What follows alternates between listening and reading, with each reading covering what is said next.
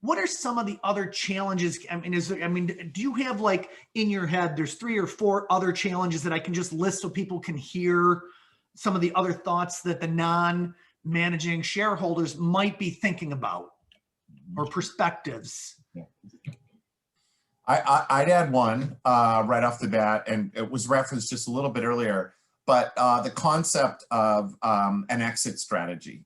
I think for some families, there are more restrictive sort of covenants around who can exit and when, if they're a shareholder in a business. For other families, it's a little bit simpler, but in either scenario, there may be no education for the shareholder around whether they're allowed to exit, if that's a strategy that's open to them, how that would look. There's often, as I said earlier, a misunderstanding for the managing the family members around whether someone's allowed to or not, and often legally they are allowed to. But the more that families can kind of educate shareholders, non-managing shareholders, around what would actually happen to the business if they did it.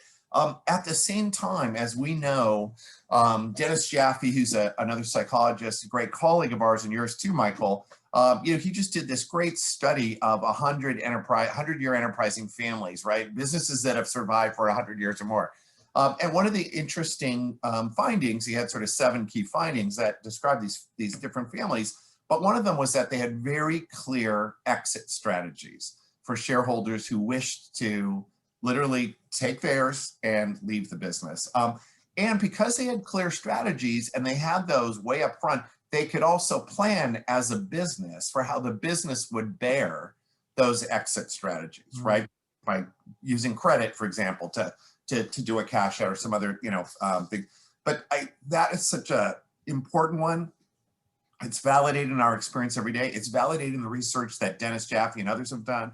That I would say that's one of the biggest opportunities families have, because it's an unspoken question for so many family business holders. We find they will not talk about that around the boardroom table or the Zoom room, but they will talk about it privately and say, I'm afraid to ask because it makes it look like I'm greedy.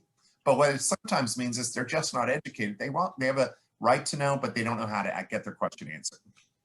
Great.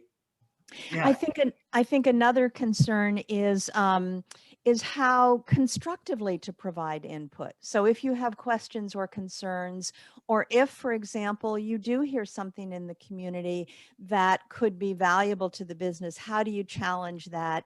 How do you channel that without appearing to be micromanaging or meddling? So I think, I think is there a constructive channel for providing input?